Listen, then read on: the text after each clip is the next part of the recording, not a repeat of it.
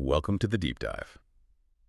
Okay, so today we're really plunging into this intense story following this group of travelers on quite a quest. Just imagine finding this cryptic diary, right? And it sends you scrambling across the country, chasing clues about, well, a dead guy and this mysterious woman, Regini. That's basically the mission here. And we've got these compelling excerpts from Iftila Zalebnut PDF. They detail this really challenging road trip, some unexpected encounters, and these profound diary entries from Riddim himself. So our job in this deep dive is to kind of navigate the practical hurdles, the logistics, but also the really strong emotional currents of their journey. We want to uncover what we can about Riddim's past and, crucially, about Regini's urgent situation. And what's immediately striking, from these sources is how quickly what looks like a simple search just escalates. It becomes deeply personal. It starts revealing all these layers of human connection, desperation even. It pushes the characters, forces them to confront not just clues, but their own feelings about Riddim's world. Right. So the story kicks off in Gandhinagar, and you can feel the travel weariness already. The group that's our narrator, Shrey, Tia, Avantika, they've just had it with Shrey's car. Apparently the gearbox and brakes are shot, and the idea of another 12-hour drive, no, they're not interested. Plus, a quick online check confirms it. The drive to Mumbai is just not going to be pleasant. So decision made. Leave the car, take an overnight train to Mumbai. Seems logical, right? Maybe a bit unexciting, but practical. Practical, yeah. But even practical decisions can cause friction, especially when money's involved. Exactly. Tia jumps right in, which is cheaper. And when she hears the car is, technically, she pushes to drive. We find out she's slowly running out of money, apparently because of renting some exotic bike in Haridwar. That hit her funds hard, which is quite a contrast to our narrator who says he's hardly spent anything out of the 10,000 bucks he started with. Shows the different pressures. Different situations entirely. Yeah. But Shrey manages to talk Taya around. He argues the train will be, eventually, cheaper because it saves time, saves needing a hotel halfway. Yeah. And the narrator points out Taya's independence here. It's amazing how she doesn't let Shrey pay for even the smallest of her expenses. Yeah, that's interesting. It's more than just being careful with money, maybe. It hints at this, need for control or self-reliance, which could be good or challenging on a trip like this. For sure. So evening comes, they have an early dinner, and everyone's wiped out. Except Taya. Avantika's asleep instantly. Yeah. Our narrator feels totally blank, mind just shutting down, pacing the hotel corridors. And then Taya shows up, headphones on, typical hot pants, and loose t-shirt, Shrey's t-shirt actually. And her chat with the narrator is just pure Taya. Mocks him for going to bed early, says, I really don't get the grown-up stuff that you guys do. Wow, quite detached. Totally. And she dismisses the whole quest. Best of luck with this whole dead guy thing, she says. I hope that someday I get why you're doing this. It really shows this emotional gap opening up in the group. Yeah, this part is really interesting. You see these totally different motivations, different ways of coping, all crammed together. Taya's got these practical money worries and this almost aggressive emotional detachment. It's such a stark contrast to the narrator's sheer exhaustion and the other's commitment to the dead guy thing. It really makes you think about how different personalities handle a shared high-stakes situation. Her apathy might even be like a defense mechanism or just our way of dealing. That's a great point about how personalities clash or maybe even complement each other under pressure. And speaking of pressure, things get tense in the taxi to the station. They start discussing the diary again, much to the irritation of Taya. And Taya, well, she doesn't hold back. I don't know what the big deal is. What will happen even if she fucking comes to know that the diary guy was a stalker and loved her? It's bullshit. While saying this, she's like filing her nails, puts on sunglasses in the dark, plugs in her iPod. The narrator calls her apathy astonishing. Just completely disengaged from that part of it. Yeah. And then she drops this bomb. Do you guys even know whom to meet in Mumbai? It's not a small village, Suddenly the narrator and Avantika feel a little embarrassed because, well, they don't. But then Shrey smirks. He knew something. Didn't you check the contact person sheet back at the asylum?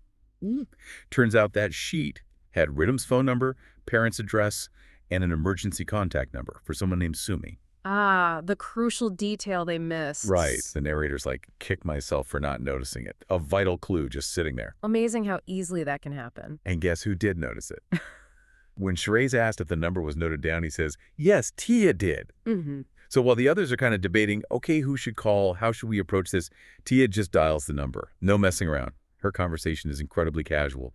Hey, is that Sumi? Hi, I'm Tia. Mentions getting the number from Dividita's place, confirms it's about Redham, says they have something that he might have wanted to give you. Boom. Hmm. Done. The rest of the group is just stunned. The narrator thinks, this girl is shockingly crazy. But effective. It really does raise that question, doesn't it? How often do we tie ourselves in knots overthinking things? Especially in these tense situations, maybe the direct, uncomplicated approach is actually best. Tia, despite seeming cynical earlier, she just cuts through it all. Her personality, which looked like a drawback, suddenly becomes this massive asset. Maybe because she didn't have all that emotional baggage about Ritham, she could just make the call. It really shows how a team needs different types, different skills, even ones that seem contradictory sometimes. Absolutely. Her directness definitely worked there, cut right through the complexity. But okay, even with that breakthrough, the journey to Mumbai still had its own stuff going on. Personal moments, practical problems, the overnight train, about 8 hours. And amidst all the stress, Avantika and the narrator have this quiet, romantic moment whispering, I love you, holding hands. Just a brief pause from the mission. A little bit of connection in the middle of it all. Yeah. Then reality hits in Mumbai. Avantika gets a work call. Sounds like trouble. Colleagues may be trying to drag her back. The narrator calls them goddamn Tharkus. Yeah. Then the hotel. Too expensive. Which leads to the narrator's road trip rule no. 2. Never pick Mumbai. It's too expensive. Ha! Good rule. Mumbai's notoriously pricey. Right. And Mumbai itself is overwhelming. The crowds in the local trains, Osama could have hidden on the Bandra platform for decades, the narrator jokes. He compares it to Delhi, finding Mumbai folks maybe more naive and innocent, but with this amazing energy and honesty, unlike wily, foxy Delhiites. Yeah. He dreams of an ideal city mixing bits of Delhi, Mumbai, and Bangalore. Interesting cultural observations, even in the midst of the chase. So Tia stays back at the expensive hotel. The others' narrator, Shrey of Antika, take a local train out to Mulund. They're following up on Ritam's parents' address that Tia thankfully noted down. But this lead, which felt promising, just evaporates. The address. It leads to a broken-down building, just big stones and rubble.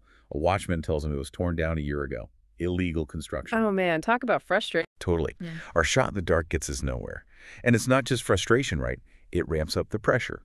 Because as the narrator thinks, somewhere in the back of the mind, we also know that there's a life at stake, Niveditas.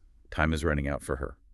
Every dead end costs precious time. And connecting this back, you really see that emotional roller coaster they're on. You go from that intimate moment on the train, like a little pocket of peace, straight into the harsh reality of the city, the logistics, and then bang, crushing disappointment, a key lead just gone. It really highlights the toll a search like this takes, that constant swing between hope and despair. And it reminds you, even with good info, the real world just throws curveballs, makes the whole thing way harder, way more urgent. Definitely.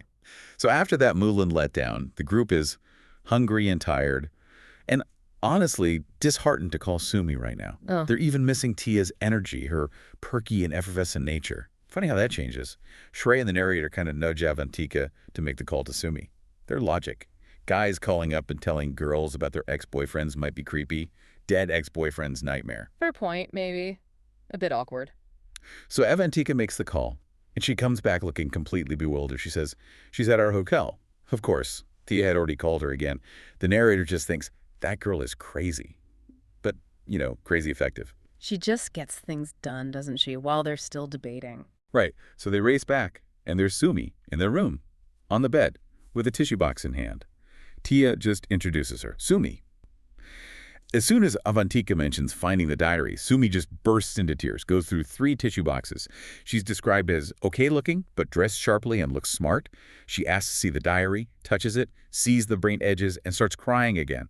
Then the narrator reads Ritam's first entry about Sumi, and Sumi clutches my arm and grips it tighter every time Ritam writes anything nice about her. It's clearly hitting her hard. Ritam meant a lot. Wow. That must have been incredibly intense. The weight of that diary suddenly very real. Absolutely. Then Sumi starts talking, unraveling this complicated past. She confirms Tia mentioned someone named Piyush.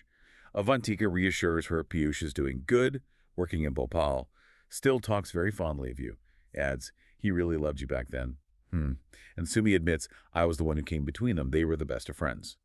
She says she let a misunderstanding remain because she couldn't have afforded to lose him, meaning Piyush presumably. The narrator notices a ring on her finger, though she looks too young to be married. Her last contact with Ritham, October 2010. She had moved to Mumbai, called him to say I loved him, but Ritham took 3 days to call back and then told her he was in love with Regini. Ouch. That must have hurt. Yeah. Sumi deleted his number, ignored his calls and texts after that. But then, 2 to 3 months later, Ritam called her from an unknown number. He sounded really tense and sad, mentioned being in Bangalore. Sumi actually called that number back a few days later, but it wasn't his number. She'd wanted to invite Ritam to her engagement. She waves the ring here, saying she recently got over him and is in love again. Quite a tangled history. Very tangled, love's lost, misunderstandings, new relationships. And right there, the key piece of information. Shrey asked for that unknown number Ritam called from. Sumi gives it. A landline number with the Bangalore area code. The narrator and Shrey share a look. They think they know whose number it might be. Sumi then asks them point blank, "Why are you doing this?" Avantika gives this simple, powerful answer. "We just want Regini to know. If you find her, tell her that she is really lucky." Ostati, the narrator reflects on the irony. Now that he's dead gone, but thinks, yes, she will know that someone loved her like crazy. That means a lot. Because Sumi can't find Ritam on social media. She leaves, still crying.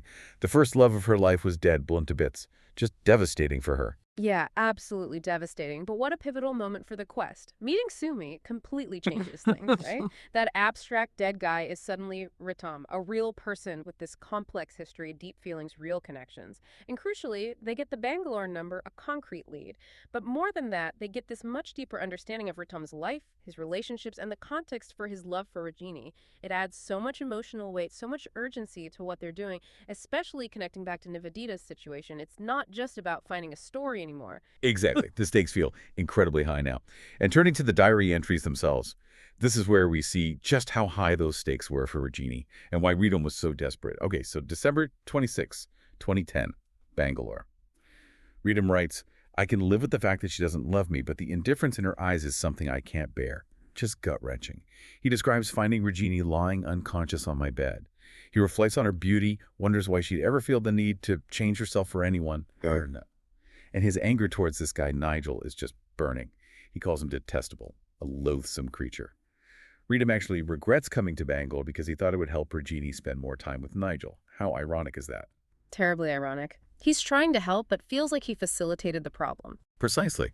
He explains the night before. Regini called him, needed a ride home. Why? Because Nigel and she could not locate Nigel's car, and Nigel was on the verge of passing out. Who? But Regini herself was unconscious. Yes, she had passed out owing to too much drinking. Ritam took her to his place when she woke up. She was ruder to me than she had ever been. Told him it was none of my business if she took drugs or smoked weed. Ritam blames Nigel, thinks girls go blind in love, they simply cannot see. He felt it was his duty to try and help her, but she just pushed him away, told him to mind my own business, go away. It's just tragic to read. You can feel his helplessness, his desperation, trying to reach someone who just won't be reached. And it gets worse. Just a week later, January 3, 2011, still in Bangalore. Ritam's concern is even deeper. It shows how fast things were sliding. He writes, "As long as she talks to me, even if it is to reprimand me and curse me, I don't have a problem, but I will have one if I don't see her being a part of my life." That's heavy. He mentions another fight after he told her Nigel was not a good person. And he notes this chilling new routine. Regini now passes out before making the call and ends up in someone else's house. Oh, God, that's a terrifying pattern. Isn't it? And she lashes out at Ritam. He's boring, from a different century, conservative, a sadist, trying to sabotage your happiness, all these accusations. Then he sees her at the office. She looks prettier than usual, but also a little tired and careless. Her hair's messy, shirt untucked, no heels, and crucially, she had not taken a shower. He sees her staggering a little, and then the awful realization hits. Her eyes were vacant. Oh, she was stoned, high on something, weed or hers. His fear just jumps off the page. I wonder if this is going to become routine. I wonder if whatever she's smoking, inhaling, or injecting would become a regular thing. He ends just hoping, I wish to see her okay tomorrow. Oh, yeah. Yeah, a really disturbing snapshot. It For sure. really is. And this is where the urgency just becomes overwhelming, right? Especially thinking about Nivedita. Ritam's diary gives this stark, unfiltered view of Regini's rapid decline. The substance use, the pushing away, the rejection of his attempts to help. So these entries, they don't just explain the Bangalore phone number, they show the immense emotional toll on Ritam, obviously. But critically, they reveal the potentially life-threatening situation Regini was already in back then, which just directly amplifies the desperate need to find her now for Nivedita's sake. It shifts everything. It's not just about Ritam's past anymore. It feels like a race to prevent history from repeating, maybe. Absolutely. So what a journey we've covered today. From, arguing about cars and trains, the Yo's bluntness, through that surprising emotional meeting with Sumi, finding out about Ritam's past loves, all the way to these deeply troubling diary entries detailing Ragini's downward spiral in Bangalore. It's been quite the path, filled with personal struggles, unexpected turns, and this mounting sense of urgency tied directly to Nivedita. What started as trying to understand a dead guy's story has become this really complex web of human relationships, regrets, and, yeah, a race against time for Regini. It really has. And this deep dive, I think, powerfully shows that behind every clue, every bit of info, there's a human story. Usually complicated, often really emotionally charged. And the search for answers, it's rarely straightforward, is it? The most vital insights, the biggest breaks can come from the most unlikely sources, or, like with Tia, the most unexpected people. It just reminds you how interconnected lives really are and how one person's forgotten story can hold the absolute key to someone else's future or even their survival. Well said. And that brings us to our final thought for you, our listener, something to maybe mull over. Knowing what Raynam described, seeing Regini struggle through his eyes in those diary entries, and now holding that Bangalore phone number, what would you do next? How would you try to reach Regini, knowing the weight of Raynam's words and that ticking clock for Nivedita?